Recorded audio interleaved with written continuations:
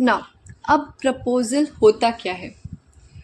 The willingness of a person to do something for another person with an intention to obtain his approval is known as proposal in layman language. ठीक है. Section 2A of the Indian Contract Act 1872 states that when a person signifies to another person his willingness to do or to abstain from doing anything with a view to obtain his assent of the other person to such act or abstinence is called proposal. अब ma'am इतना भारी भारी आपने बोल दिया, कुछ नहीं है, बिल्कुल कॉम्प्लिकेट करने की जरूरत नहीं है. बहुत सिंपल सा मीनिंग इस चीज का यही है कि कोई पर्सन जब अपनी विलिंगनेस को, सिंपल लैंग्वेज में समझो, जब अपनी विलिंगनेस को बताता है, उसको प्रेजेंट करता है, जताता है अपनी विलिंगनेस कि मैम मुझे ये चीज करनी है, अपना ऑफर देता है कि sir I want to sell my car to you. ठीक है, ए अपनी विलिंगनेस को बताता है बी को कि ma'am I want to sell my car to you. तो वो अपनी विलिंगनेस को बता रहा है दूसरे पर्सन को, किस इंटेंशन से?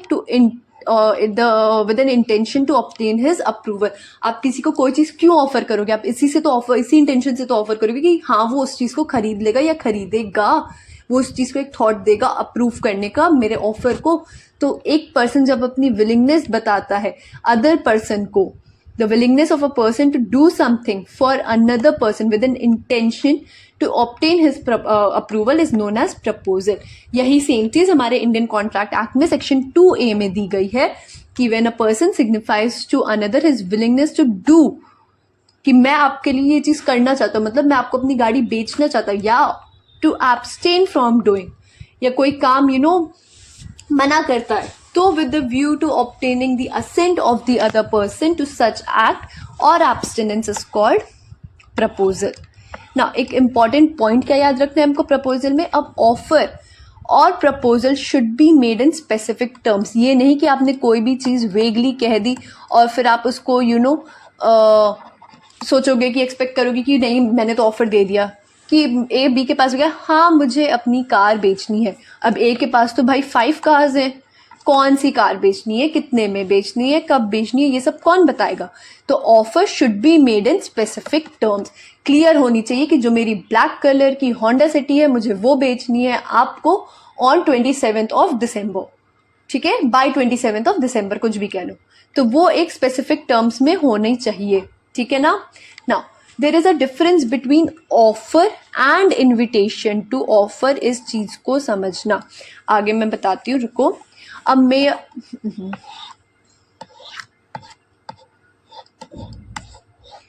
mere supply of information is not an offer. ठीक है, कि मैंने आपको कह दिया कि कहीं पे बोर्ड लगा एक शॉप के बाहर, बाय 1 get 1 फ्री. ठीक है, अब आप आए, ये सपोज मेरी शॉप के बाहर ही लगा है बाय 1 get 1 फ्री. ठीक है, अब आप मेरी शॉप में आए, आपने कोई एक हुडी चूज की और आपने कहा कि सर ये मैंने अब ले लिया, मुझे लो दूसरी हुडी भी दो. मैंने कह दिया सॉरी मुझे नहीं बेचना है बाबा, आप जाओ. तो क्या ये कोई गलत चीज मैंने की है?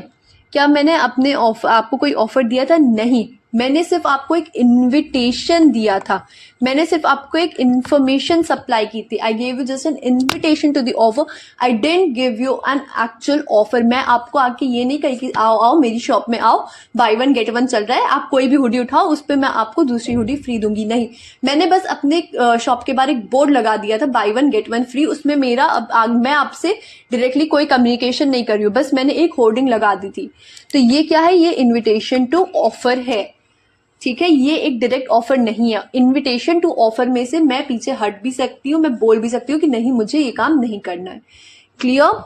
Now proposal can be made either to a specific person or public at large. ठीक है, क्या होगा?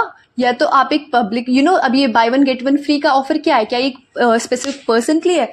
क्या ए ने अपनी शॉप के बाहर बाय 1 get 1 फ्री का जो वो है होर्डिंग है, वो क्या सिर्फ एक पर्टिकुलर पर्सन बी के लिए लगा रखा है? नहीं ना, उसने तो पब्लिक एट लार्ज के लिए लगा रखा है. कोई भी आएगा उसकी शॉप पे को क्रॉस करेगा तो वो चीज पढ़ेगा कि बाय 1 get 1 फ्री का ऑफर चल रहा है.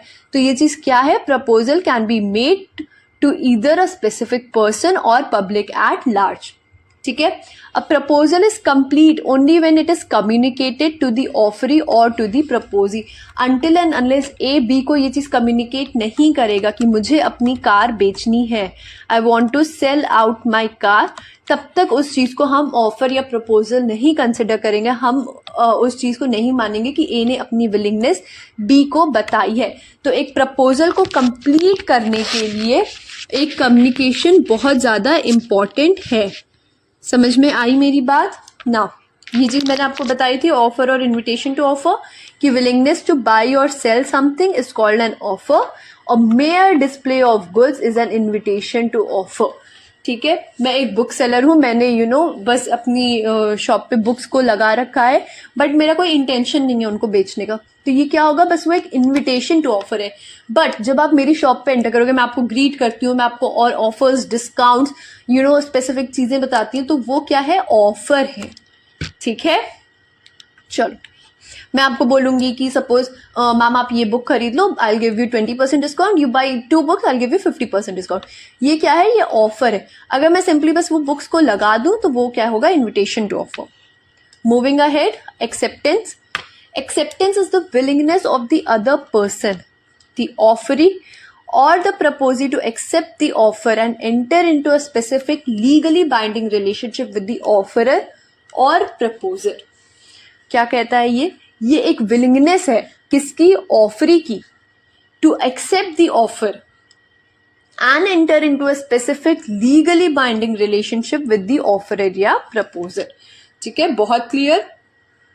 Communication of acceptance plays a very important role. ये बहुत इंपॉर्टेंट चीज है, इसको ध्यान से समझना, क्योंकि आपके एमएचसीटी में ना एक्सेप्टेंस वगैरह से related, specially communication of acceptance से रिलेटेड बहुत क्वेश्चंस बनते हैं। ठीक है, this it has to be absolute and well communicated. अगर ए ने बी को ऑफर कर दिया कि सर आप मेरी गाड़ी क्या है, खरीद लो, ठीक है,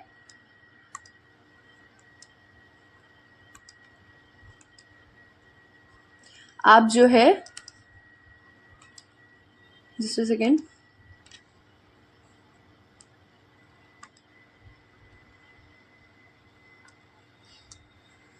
ए ने बी से बोला I want to sell my car, would you like to buy it. ठीक है, अब बी ने मन ही मन सोच लिया, जस्ट थिंक्स कि हाँ मुझे उसकी कार खरीदनी है, but he did not communicate. तो ये चीज क्या बनेगी, ये चीज हमारी एक्सेप्टेंस नहीं होगी। इन ऑर्डर टू एक्सेप्ट कि आपको अब ये आपकी विलिंगनेस है, ऑफरी की विलिंगनेस है, you also have to communicate it properly. क्या कहा जाता है कि आपका कम्युनिकेशन ऑफ एक्सेप्टेंस एब्सोल्यूट और वेल कम्युनिकेटेड होना चाहिए। ये नहीं कि वेगली हाँ ठीक है देखते हैं क्या करना है, ऐसे नहीं। आपकी एब्सोल्यूट होनी चाहिए कि yes I will buy your car, your black car by 27th of December and I'll pay you the amount which you are asking for. Clear, absolute होनी चाहिए, वेल कम्युनिकेटेड होनी चाहिए।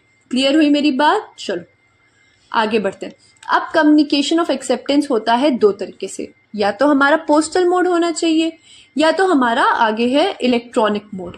ठीक है, अब मैम पोस्टल मोड क्या होता है? पोस्टल मोड मतलब लेटर के थ्रू, लेटर भेजना किसी को। ठीक है ना, a proposal, A proposes by letter. A proposes by letter to sell his house to B. B accepts A's proposal by sending a letter to him through post. ठीक है, A ने क्या किया, A ने B को एक चिट्ठी भेजी, लेटर भेजा कि सर आप मेरा घर खरीद लो। ठीक है, ये इसने ऑफर किया है, ये इसने ऑफर किया है। अब बी ने भी क्या किया, उस ऑफर को एक्सेप्ट कर दिया और उस चीज का लेटर भेज दिया ए को। ठीक है, क्लियर हुई? The communication of proposal was complete, communication of proposal was complete when the letter was received by B. जिस मोमेंट पे बी ने वो लेटर रिसीव किया, उस मोमेंट पे ए के थ्रू कम्युनिकेशन कंप्लीट हो गया। बहुत ध्यान से मेरी बात को समझो। ए ने जब बी को लेटर भेजा,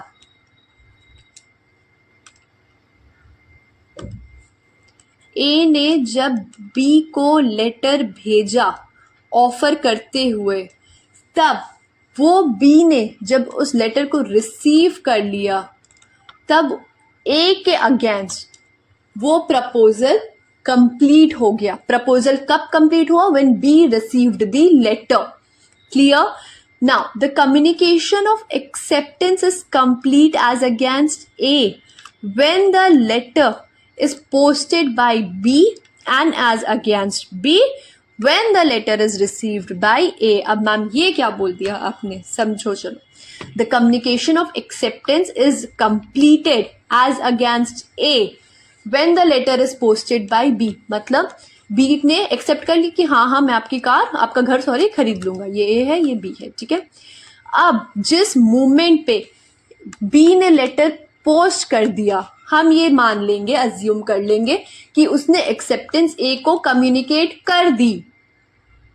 जिस मोमेंट पे बी ने लेटर पोस्ट कर दिया, हम ये अज्यूम कर लेंगे कि ए को एक्सेप्टेंस मिल गई है, ए के अगेंस्ट हमारी एक्सेप्टेंस कंप्लीट हो चुकी है। और जिस मोमेंट पे ए को लेटर एक्चुअली मिल जाएगा, उस मोमेंट पे हम अज्यूम कर लेंगे कि बी ने कम्युनिकेशन एब्सोल्यूट और प्रॉपर तरीके से कर दी है। मेरी बात सबको समझ में आई? एक बार फिर से ये चीज समझ लो। ए है, बी है, लेटर के थ्रू कम्युनिकेशन होगा। ए ने जब बी को बोला कि प्रपोज किया, ऑफर दिया, जिस मोमेंट पे बी उस लेटर को रिसीव करेगा, उस मोमेंट पे हम मान लेंगे कि ऑफर या प्रपोजल कंप्लीट हो गया है। अब बी ने भी अपनी एक्सेप्टेंस भेज दी है, ए को एक्सेप्टेंस भेज दी है, ठीक है। तो जिस मोमेंट पे बी लेटर को पोस्ट करेगा, हम मान लेंगे कि ए के अगेंस्ट वो कम्युनिकेशन हो गई है, मतलब ए को उसकी एक्सेप्टेंस मिल गई है। और जिस मोमेंट पे ए उस लेटर को एक्चुअली रिसीव कर लेगा, रीड कर लेगा, हम मान लेंगे कि बी ने अपना रोल पूरा कर लिया है। वाइस वर्सा चलता है, इस चीज को समझ लेना। जब ए पोस्ट कर देगा तो ए के अगेंस्ट वो एक्सेप्टेंस कंप्लीट हो जाएगी, और जिस मोमेंट पे ए ने उसको रिसीव कर लिया होगा, तब बी के अगेंस्ट उसकी कम्युनिकेशन कंप्लीट हो जाएगी। क्लियर? चलो, सबको क्लियर हो गया पोस्टल मोड? अब इलेक्ट्रॉनिक मोड में आते हैं। इलेक्ट्रॉनिक मोड में क्या होता है? When an offer is made through instantaneous communication, the acceptance is complete. Acceptance is completed when it is received or heard by the proposer clearly and the contract is made at the place where acceptance is received. Suppose ये A है, ये B है, ठीक है। ये दिल्ली में रहते हैं, ये चेन्नई में रहते हैं, ठीक है। अब क्या होगा? जब ए अपनी, जस्ट अ सेकेंड, जब ए अपने, पहले ए ऑफर करेंगे, राइट। अब जब बी उस चीज को जिस मोमेंट पे कह देंगे कि हाँ मैंने आपका ऑफर एक्सेप्ट कर लिया है, और वो चीज ए क्लियरली सुन लेगा, उस मोमेंट पे हम कहते हैं कि एक्सेप्टेंस पूरी हो गई है। जिस मोमेंट पे ए सुन लेगा, उस मोमेंट पे हम लोग कहते हैं एक्सेप्टेंस पूरी हुई है। सपोज बी ने एक्सेप्टेंस दी, बट कोई नेटवर्क इश्यू हो गया और ए उस चीज को नहीं सुन पाए, तो वो वहां पे एक्सेप्टेंस कंप्लीट नहीं होगी, ठीक है। और ये एक्सेप्टेंस कहाँ कंप्लीट होगी? चेन्नई में या दिल्ली में? तो जहां पे एक्सेप्टेंस रिसीव होती है, वहां पे वो कॉन्ट्रैक्ट इन्फोर्स किया जाता है कि वो कॉन्ट्रैक्ट कहाँ इन्फोर्स हुआ था? दिल्ली में और नॉट चेन्नई में, ठीक है। Clear? Now moving ahead, consideration. अब कंसिडरेशन मैंने बताया था, something in return for something, it could be either in cash और इन काइंड। अ प्रॉमिस, मैंने ये चीज भी बताई थी, जब प्रपोजल और एक्सेप्टेंस ऐड होते हैं एक दूसरे पे, तो क्या बनता है? प्रॉमिस, ठीक है। इसमें कोई डाउट नहीं होना चाहिए। A promise becomes an agreement only when there is a consideration involved. ठीक है, a promise becomes an agreement only when there is a consideration involved. Consideration forms the very essence of a contract. Consideration forms the very essence of a contract. मतलब consideration के बिना तो भैया हमारा contract काम ही नहीं कर सकता है, आगे बढ़ ही नहीं सकता है. तो consideration क्या है? Consideration forms the very essence of the contract. Clear? A promise becomes an agreement only when there is consideration involved, and consideration forms the very essence of a contract.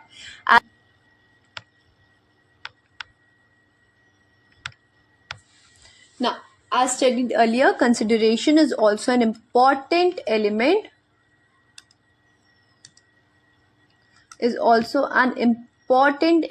To form a contract. ठीक है, consideration according to the Indian Contract Act, when at the desire of the promiser, the promisee or any other person has done or abstained from doing, or does or abstains from doing, or promises to do or abstain from doing such act of promise is called consideration. Ma'am ये तो आपने बहुत बड़ी बात कह दी, कुछ नहीं. ठीक है, बस इतना याद रखो, इसका बस एक क्रक्स है, that is something in return for something, that is quid pro क्यो, जो मैंने स्टार्टिंग में बताया था. और कंसिडरेशन जब प्रॉमिस और अग्रिम एक्सेप्टेंस में जब आपका वो जुड़ जाता है, क्या बोलते हैं, जब आपका प्रॉमिस और एक्सेप्टेंस जुड़ जाता है तो वो बनता है, आई एम सॉरी, जब आपका प्रपोजल और एक्सेप्टेंस जुड़ जाता है तो उसको हम लोग प्रॉमिस कहते हैं. और जब उस प्रॉमिस में कंसिडरेशन जुड़ जाती है तो वो हमारा बन जाता है एक अग्रीमेंट. और वो कुछ नहीं है, वो बस एक सिंपल सी चीज़ है कंसिडरेशन हमारी, that is when you give something in return for something. Okay, clear? Now चलो आगे पढ़ते हैं. A contract without consideration is void. क्यों? क्योंकि हमने तो ये चीज पढ़ रखी है कि consideration is an essence of a contract. तो contract without consideration is void and hence it is not enforceable by law. अगर मैंने क्या बोला था, अगर जो पूरा प्रोसेस मैंने तुम लोग को स्टार्टिंग में ऊपर समझाया था, ये चीज अगर इसमें से कोई भी एक स्टेप मिसिंग होगा तो वो हमारा वैलिड कॉन्ट्रैक्ट नहीं बनेगा, वो हमारा क्या बन जाएगा, एक वॉइड कॉन्ट्रैक्ट. इसलिए एक वैलिड कॉन्ट्रैक्ट बनाने के लिए ये सारे स्टेप्स होने जरूरी है. इसमें से कोई भी एक स्टेप मिसिंग होगा, be it consideration, be it enforceability by law, be it anything, तो वो हमारा क्या बन जाएगा, एक वॉइड कॉन्ट्रैक्ट. ठीक है, तो a contract without consideration is void and hence it is not enforceable by law. Law ये भी कहता है, मैंने क्या कहता है, इन्फोर्सेबल बाय लॉ का क्या मतलब है कि वो चीज जो लॉ की नजरों में सही हो, लीगल हो, प्रोहिबिटेड ना हो. तो अगर एक कोई कॉन्ट्रैक्ट है आपका जिसमें कंसिडरेशन नहीं इन्वॉल्व है, वो भी आपका इन्फोर्सेबल नहीं है लॉ में, लॉ की आंखों में वो गलत है. ठीक है, thus a consideration must have a value that can be determined. Clear? Now, types of agreements. Void agreement. This one is not enforceable by law. An agreement can be void because of non-fulfillment of essentials required by law of contract, such as free consent, capability of parties, lawful consideration. Such agreements do not confer any obligation on either of the parties. मैंने ये चीज clearly बताई थी starting में, जिसको मैंने दिया था एलिमेंट्स का नाम, elements to form a contract, कि सारे एलिमेंट्स जो हमारे फ्री कंसेंट है, कैपेबिलिटी है पार्टीज की, कंसिडरेशन है, वो होने बहुत जरूरी है in order to form a valid agreement.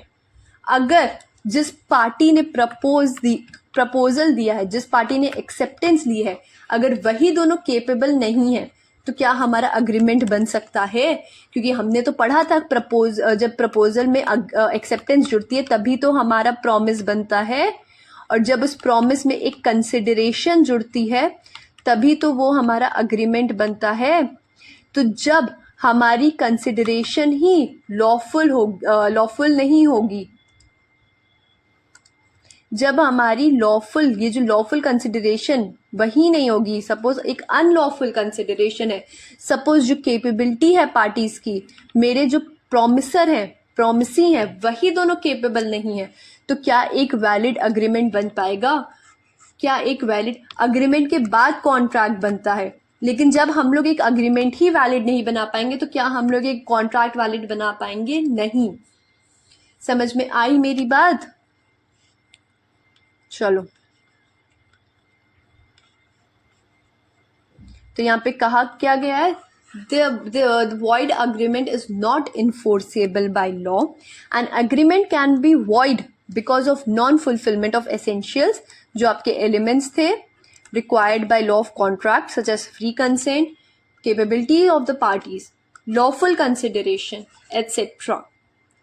Such agreement do not confer any obligation on either of the parties. वो agreement do not confer any obligation, वो जो मैंने बोला था ना कि ये कॉन्ट्रैक्ट क्या करता है, लीगली बाइंड करता है। तो जब हमारा वॉइड अग्रीमेंट होगा तो वो किसी भी तरीके से कोई भी पार्टी को पे कोई भी एक लीगल ऑब्लिगेशन नहीं डालेगा। क्लियर? चलो, अब वॉइडेबल कॉन्ट्रैक्ट। वॉइडेबल कॉन्ट्रैक्ट मतलब these agreements are originally considered to be legal and enforceable but can be rejected by either of the parties if it is difficult to have defects। मतलब यहाँ समझते हैं, suppose ए है और B है, ठीक है। मैंने स्टार्टिंग में बताया था ना कि ये इसको राइस सप्लाई करेगा और ये बदले में इसको 10,000 रुपीज देगा, ठीक है। सपोज ये एक वैलिड अग्रीमेंट है, ठीक है, वैलिड अग्रीमेंट है।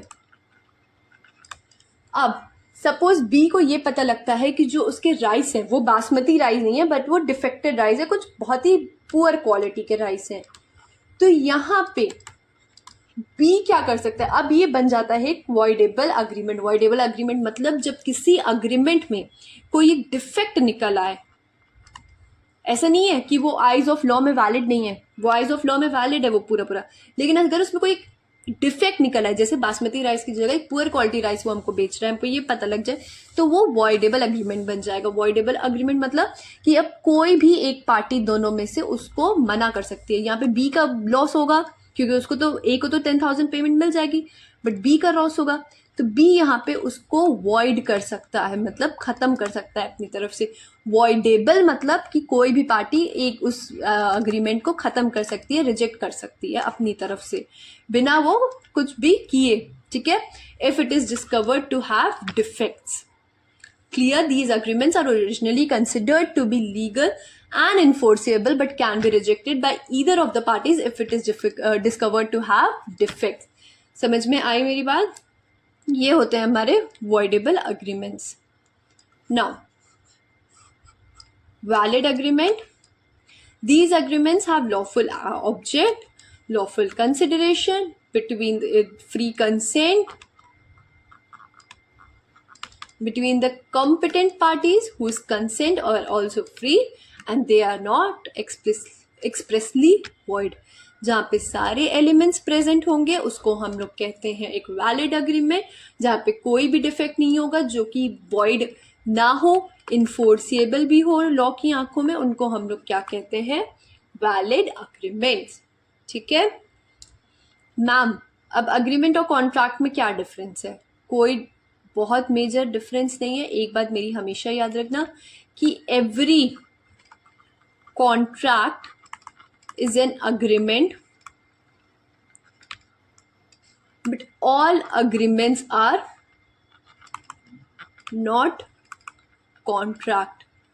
सिलोजिज्म पढ़ा है एमएचसीटी वालों?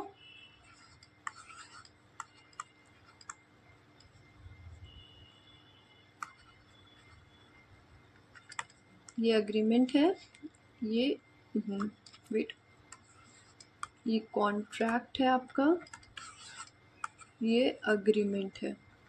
सारे कॉन्ट्रैक्ट अग्रीमेंट होते हैं लेकिन सब अग्रीमेंट कॉन्ट्रैक्ट नहीं होते हैं। समझ में आई मेरी बात? क्यों? क्योंकि अग्रीमेंट से कॉन्ट्रैक्ट तक जाने में एक और स्टेप आता है,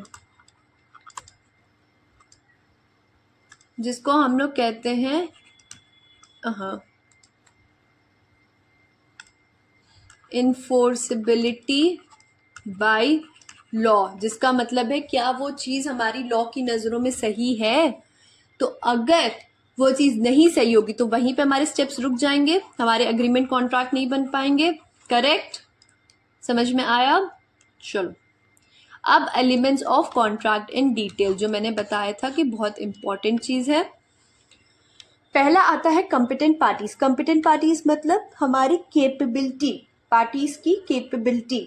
competent parties are people who are legally and mentally capable of entering into agreements that are enforceable by law. Competent parties are people who are legally and mentally capable of entering into agreements that are enforceable by law. Legally और mentally मतलब, legally मतलब they are 18+, they are not minors. ये पता होगा कि 18 से नीचे के जो लोग होते हैं उनको माइनर कहते हैं, 18+ आर नोन एज मेजर। तो लीगली वो है, मेजर है, ठीक है। उसके बाद है no criminals, mentally capable, they are of sound mind, they are not unsound. तो ये सब क्या है, कॉम्पिटेंट उनको तब बनाता है जब वो लोग in the eyes of law they are the right people, they are the right person. जब वो अनसाउंड माइंड के ना हो, जब वो मेजर हो, जब वो एक क्रिमिनल ना हो। ये सब चीज़ें क्या एक पर्सन को कॉम्पिटेंट बनाता है, केपेबल बनाता है कॉन्ट्रैक्ट में एंटर करने के लिए। अग्रीमेंट मेड बाय माइनर और a person of unsound mind is void ab initio. देखो मैंने यहाँ भी लिखा है। अब मैम ये क्या है, वॉइड एब इनिशियो। ये भी एक मैक्सिम है जो मैंने अपनी मैक्सिम की सीरीज में ऑलरेडी कवर कर रखा है। वॉइड एब इनिशियो मतलब something which is void from the beginning. इसका क्या मतलब है, अगर कोई माइनर या पर्सन जो अनसाउंड माइंड का है वो एक कॉन्ट्रैक्ट में घुसने की कोशिश करता है। अब कॉन्ट्रैक्ट का फर्स्ट स्टेप क्या है, ऑफर। अगर वो एक ऑफर करता है या वो ऑफरी होता है, तो वो अगर वो एक्सेप्ट करता है, वहीं उसी मूवमेंट से, जिस मूवमेंट से वो ऑफर करता है या एक्सेप्ट करता है एक कॉन्ट्रैक्ट को, वहीं से वो चीज़ वॉइड है, वो वैलिड मानी ही नहीं जाएगी। वॉइड एब इनिशियो मतलब void from the very beginning. समझ में आया? जिस मोमेंट पे अगर वो एक ऑफरर है, जिस मोमेंट पे वो ये कह दे सामने वाले पर्सन से कि मैं आपको अपनी गाड़ी बेचना चाहता हूँ, वो उसी मोमेंट से वॉइड है।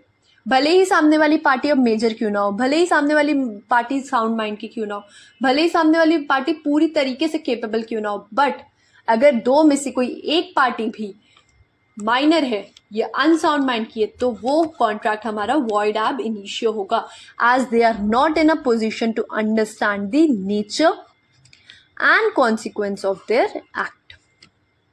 Clear? चलो, लॉ ऑफ एस्टॉपल एक बहुत छोटी सी चीज़ है, क्रक्स में मैं बता रही हूँ, आगे मैंने इसको डिटेल में किया हुआ है, मैं एक्सप्लेन भी करूँगी। Law of estoppel does not apply against a minor. इसका क्या मतलब है कि लॉ ऑफ एस्टॉपल बेसिकली आपको बाइंड कर देता है, पूरी तरीके से बाइंड कर देता है। सपोज ए और बी है, ठीक है, ए माइनर है, उसने बोला कि मैं आपको अपनी गाड़ी बेचूंगा, ठीक है, कार सेल करूंगा, ठीक है। अब लॉ ऑफ एस्टॉपल ये कहता है अगर आपने सामने वाले को प्रॉमिस कर दिया तो अब आप उस चीज़ पे वापस नहीं जा सकते हो कि नहीं अब मैं नहीं कर सकता हूँ, सॉरी, ठीक है। लॉ ऑफ एस्टॉपल ये कहता है आपको एकदम ही लीगली बाइंड कर देता है, वो आपको रोक देता है उस कॉन्ट्रैक्ट से बाहर निकलने में। लॉ ऑफ एस्टॉपल ये है बेसिकली, ठीक है। तो अब एक लॉ ऑफ एस्टॉपल माइनर के केस में अप्लाई नहीं होता है, क्यों? क्योंकि माइनर को तो अपने एक्ट का नेचर कॉन्सिक्वेंस पता ही नहीं है, ठीक है। Ratification is not permitted, that is he cannot approve the contract he made while he was minor at the time he attains majority। मतलब जब वो बड़ा हो जाएगा तो वो ये चीज़ नहीं कर सकता है कि मैंने 5 साल की उम्र में जो आपको प्रॉमिस किया था मैं उसको अब एग्जीक्यूट करूंगा, ऐसा नहीं होता है, ठीक है। चलो,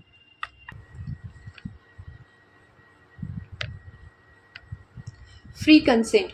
फ्री कंसेंट में मैंने ये एक टर्म जो है कंसेंसस एड आइटम स्टार्टिंग में आपको बताया था, that is meeting of mind, ठीक है। और ये एक बहुत इंपॉर्टेंट एलिमेंट है टू फॉर्म अ कॉन्ट्रैक्ट। मैंने बताया था अनटिल एंड अनलेस लोग इस चीज़ पे अग्री ही नहीं करेंगे दोनों पार्टीज की, हमें चाहिए क्या या हमारा ऑब्जेक्ट क्या है कॉन्ट्रैक्ट का, तो फिर कैसे एक कॉन्ट्रैक्ट फॉर्म होगा। सपोज मैंने एग्जाम्पल भी दिया था आपको, यहाँ पे लेते रहो, चलो, ए है, बी है, ए ऑफर करता है बी को अपनी कार सेल आउट करने का, बट ए के पास 2 गाड़ी है, एक फॉर्च्यूनर है, एक थार है, ठीक है। अब ए उसको बोलता है कि मैं आपको अपनी कार बेचना चाहता हूँ। अब ए तो सोचता है कि मैं उसको अपनी थार सेल आउट करूँगा, तो मैं उसको अपनी थार सेल आउट करूँगा, बट बी को तो लगता है कि मुझे तो फॉर्च्यूनर मिलने वाली है, ठीक है, मुझे फॉर्च्यूनर मिलने वाली है, वो भी आधे दाम पे, ठीक है। वो तो भैया खुश हो जाता है। तो अब यहाँ पे क्या है, क्या यहाँ पे कंसेंसस आइटम है? क्या यहाँ पे हमारी मीटिंग ऑफ माइंड्स हो रहा है? नहीं। क्यों? क्योंकि अनटिल एंड अनलेस हमारी दोनों पार्टीज जो ऑब्जेक्ट है कॉन्ट्रैक्ट का उसको लेके ही क्लियर नहीं होगी, तब तक हमारा consensus item meeting of minds कैसे क्लियर होगा? और जब हमारा ऑब्जेक्ट ही क्लियर नहीं है तो आपको क्या लगता है हमारा कॉन्ट्रैक्ट फॉर्म हो पाएगा? नहीं, ठीक है ना।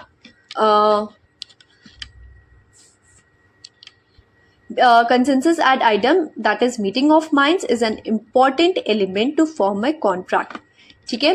Thus this meeting of mind should be free and voluntary. Thus the law states if the parties enter into a contract without free consent then it is not a valid contract. अगर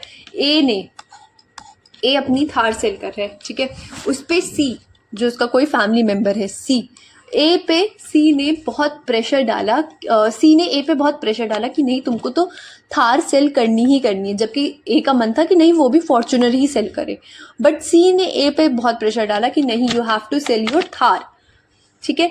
तो ये क्या है, क्या यहाँ पे उसकी free consent है? क्या वो फ्रीली होके ऑफर कर रहा है? नहीं, ठीक है, clear now. A consent is free when it is not caused by, पहला coercion, undue influence, fraud, misrepresentation या फिर मिस्टेक। अब मैम ये सब क्या है? ये तो आपने बहुत बड़ा कह दिया। These are vitiating factors, that is when consent is caused by coercion, undue influence, fraud, misrepresentation, then it is known as voidable contract. एक बात मेरी हमेशा याद रखना, जब coercion से या undue influence से या fraud से या मिसरिप्रेजेंटेशन से कॉन्ट्रैक्ट अफेक्ट होता है, कंसेंट अफेक्ट होती है, तो वो क्या बन जाता है? हमारा वॉइडेबल कॉन्ट्रैक्ट। और वॉइडेबल कॉन्ट्रैक्ट तो हमने पढ़ लिया है क्या है। कोई भी एक पार्टी को जब पता लगता है कॉन्ट्रैक्ट में डिफेक्ट है तो फिर वो उसके डिस्क्रिप्शन पे आ जाता है कि उसको कंटिन्यू करना है कि नहीं उस डिफेक्ट के साथ, ठीक है ना। और विटिएटिंग फैक्टर्स क्या है? विटिएटिंग मतलब किसी चीज को अफेक्ट करना, ठीक है। और लेकिन जब मिस्टेक से कोई कॉन्ट्रैक्ट, कोई कंसेंट दी रही होती है तो वहां पे हमारे कॉन्ट्रैक्ट वॉइड होते हैं, वहां पे ये वॉइडेबल वाला कोई वो नहीं है। वॉइडेबल कब होगा? सिर्फ कोअर्जन, अनड्यू इन्फ्लुएंस, फ्रॉड और मिसरिप्रेजेंटेशन के केस में। मिस्टेक के केस में हमारा कॉन्ट्रैक्ट क्या बन जाएगा? Void. Clear? What is coercion? Coercion means forcing a person to enter into a contract. In English law it is known as duress. बहुत लोग इस चीज में कंफ्यूज हो जाते हैं, मुझे ये चीज क्वेरीज भी आती है कि मैम कोअर्जन और ड्यूरेस को एक्सप्लेन कर दीजिए। कोअर्जन और ड्यूरेस में कोई डिफरेंस नहीं है बच्चा, सिर्फ ये डिफरेंस है कि इंग्लिश लॉ में कोअर्जन को ड्यूरेस कहा जाता है और हमारे यहाँ उसको कोअर्जन कहा जाता है, ठीक है। कोअर्जन क्या होता है? Forcing a person to enter into a contract is known as coercion. This force may be applied or threatened to be applied. अब इसका क्या मतलब हुआ? सपोज ए है, ठीक है, ए और बी है। ए क्या करता है? बी पे, ए कोई भी रैंडम पर्सन, ए बी को फोर्स करता है कि उसकी जो प्रॉपर्टी के पेपर्स है वो ए के नाम पे साइन कर दे, ठीक है। अब ए बोलता है कि या तो तुम पेपर्स साइन कर दो और एल्स आई हिट यू। तो यहाँ पे या तो वो फोर्स अप्लाई करे या तो वो उसको सच में मार दे, ठीक है, हिट कर दे थोड़ा सा किसी चीज से और फिर उससे साइन करवाए, या फिर वो उसको थ्रेटन करे कि या तो तुम कर दो या तो मैं तुमको सच में मार दूंगा, या फिर वो उसको मार दे, हिट कर दे किसी ऑब्जेक्ट से, स्टोन से या व्हाटएवर, और फिर उससे बोले अब तुमको करना ही पड़ेगा वरना मैं तुमको और हिट करूंगा। तो द फोर्स मस्ट बी और मे be applied or threatening to be applied. Consent is vitiated by coercion when the person consenting did so under someone's physical force. यहाँ पे B अगर अपनी प्रॉपर्टी A के नाम कर भी देता है तब भी वो कब क्यों करता है कि ए के फिजिकल फोर्स के अंडर उसको डर होता है कि ए उसको मार देगा, तो इस वजह से ये पेपर्स साइन करता है. A threatens to shoot B if he does not sell his scooter. The consent of B has been obtained by coercion. अब हमने क्या पढ़ा था कि कोर्जन के अंडर किए हुए कॉन्ट्रैक्ट एग्रीमेंट्स क्या होंगे? वॉइडेबल. वॉइडेबल मतलब अगर बी चाहे तो उस चीज को एग्जीक्यूट कर भी सकता है और नहीं भी एग्जीक्यूट कर सकता है. It's upon the discretion of the party जिस पे फोर्स किया गया है, अप्लाई किया गया है, जिसको थ्रेटन किया गया है. Agreement made under coercion is thus voidable at the discretion of the party whose consent was not free, और एक सिंपल भाषा में aggrieved party. Clear? चलो moving ahead. Undue influence. Undue influence में तुमको एक शब्द रख लेना है, रिलेशन. ठीक है. Here the relation between the parties are such that one of the parties is in a position to dominate the will of the other to obtain the unfair advantage over the other. Suppose जो A और B का मैंने तुमको ये example दिया था ऊपर, ये A और B. A सपोज तुम्हारा A और B एक रिलेशनशिप में, ठीक है. He is the elder brother, big और elder brother, and he is the younger brother. और इन दोनों में कभी नहीं बनती है. ठीक है. इन दोनों में कभी नहीं बनी हुई. इनके फादर साहब जो थे वो गुजर गए और सारी प्रॉपर्टी बी के नाम पे कर गए. ये हमारा हाइपोथेटिकल सिनारियो है कि ए और बी के एक फादर थे एक्स जो हु डाइड और जिन्होंने अपनी सारी प्रॉपर्टी बी के नाम पे कर दी. ठीक है. अब ए और बी क्या करते हैं? ए उस एक रिलेशनशिप में ऑब्वियसली सिंस सिबलिंग्स हैं तो out of love, out of affection, ए जो है बीइंग द यंगर ब्रदर उसको डोमिनेट करता है the will of the other to obtain the unfair advantage over the other. अब ए ने अपने रिलेशनशिप के बेसिस पे बी से क्या करा लिए? प्रॉपर्टी के पेपर उसके नाम पे साइन करा लिए. ठीक है. उस पर थोड़ा सा डोमिनेट करके उसको, उस पर थोड़ा सा थ्रेटन करके उसको उसने क्या किया? अनफेयर एडवांटेज ले लिया. Undue influence implies unfair, improper conduct or pressure on the mind of the other party.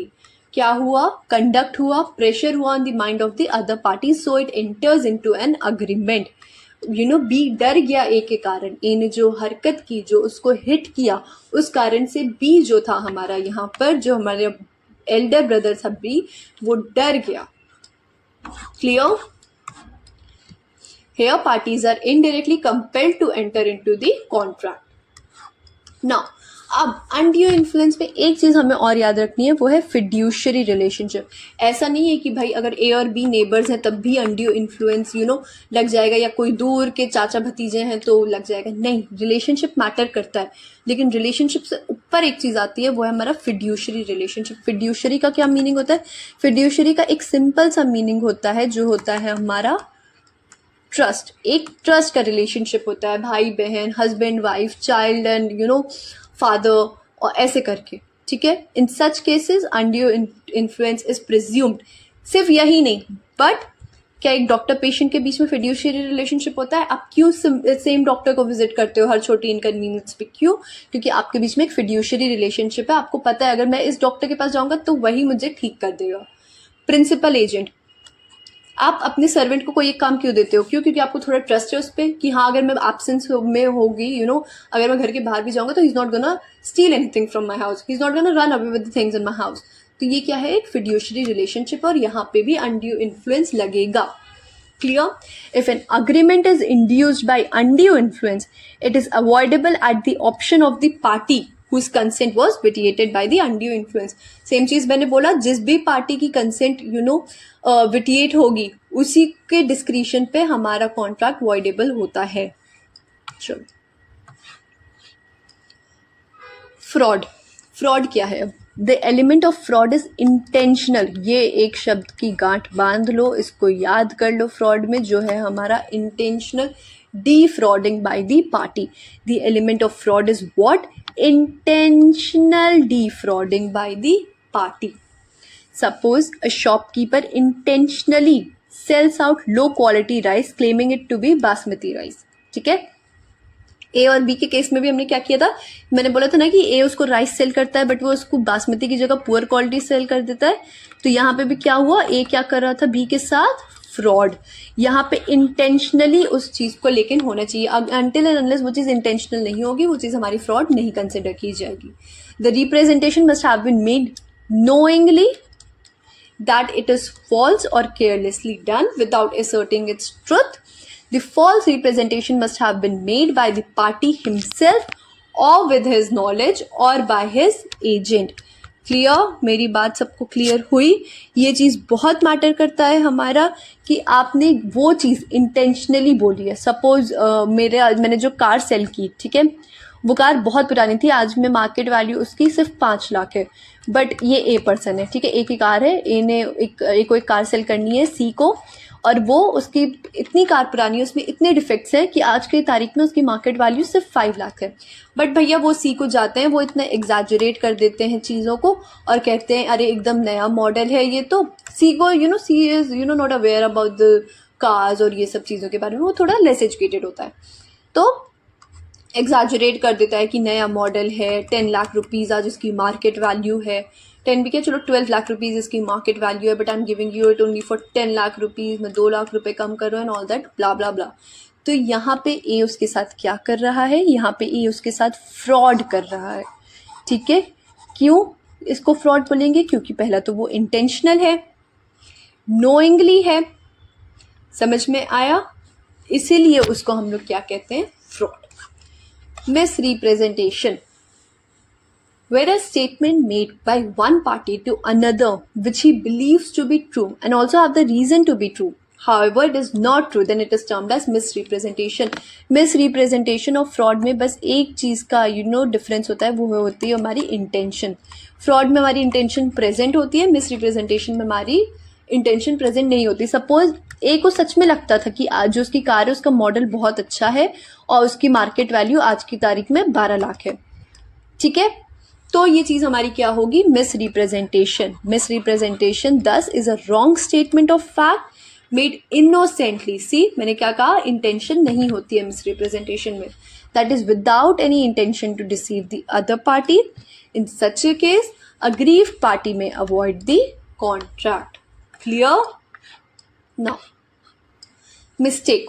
It means an erroneous belief relating to the fact of the contract. Erroneous belief relating to the fact of the contract where both the parties are under a mistake relating to the subject of the contract. It is void. भाई दोनों party को लगता था A और B हैं, A और B हैं, ठीक है. A ने तो बोला था कि I'll sell my horse, ठीक है, to be.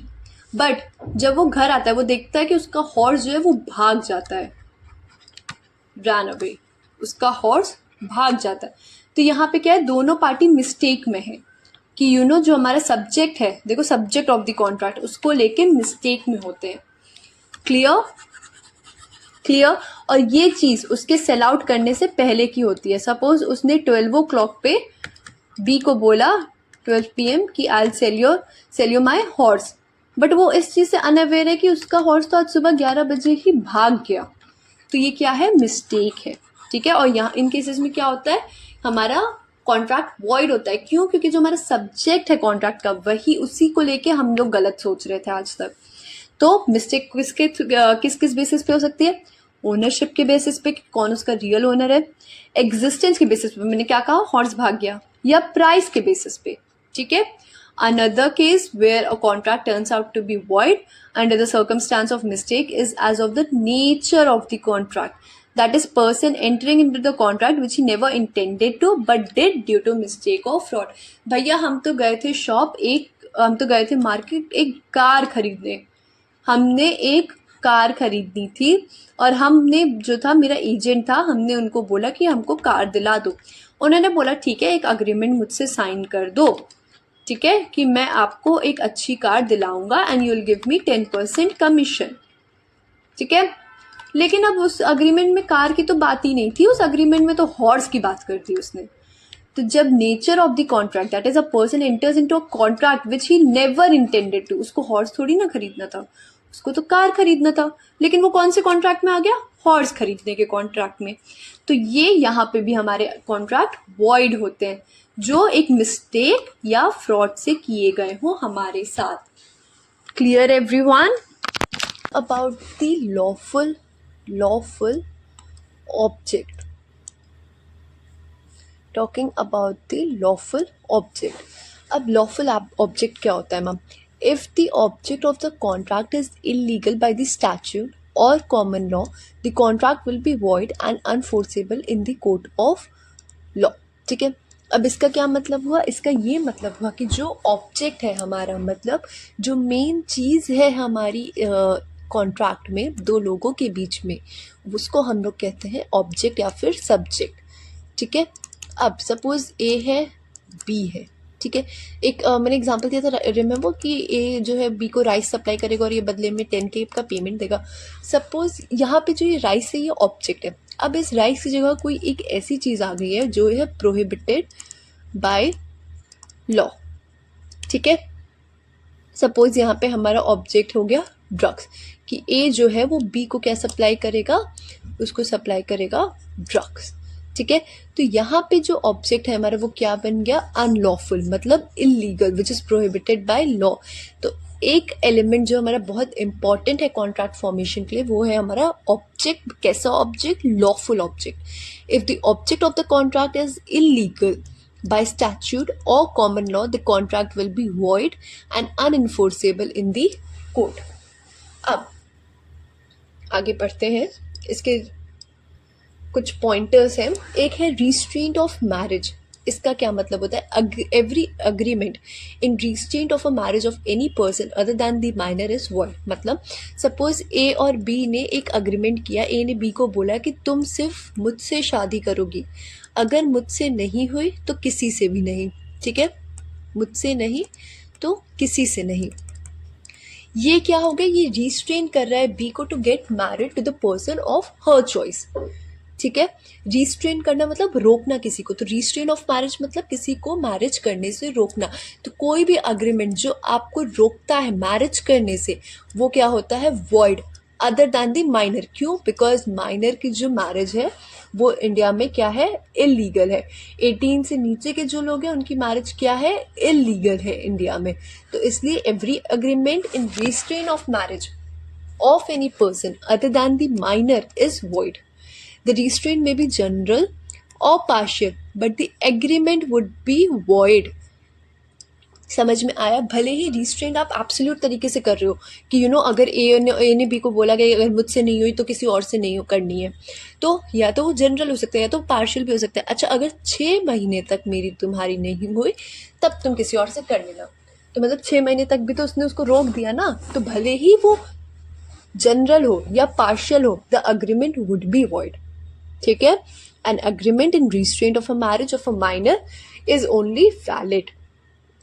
Clear? Now coming to the B point, restraint of trade. Restraint मतलब फिर से मैंने बताया था रोकना किसी को। तो कोई भी अग्रीमेंट जो आपको ट्रेड करने से रोकता है उसको हम लोग क्या कहते हैं? Void agreement. Section 27 of the Indian Contract Act states that every agreement by which anyone is restrained from exercising any lawful profession, trade is void. Clear? कोई भी अग्रीमेंट जो आपको ट्रेड करने से रोक दे वो void होगा। समझ में आया? Agreements restraining freedom of action necessary for carrying on business are not void.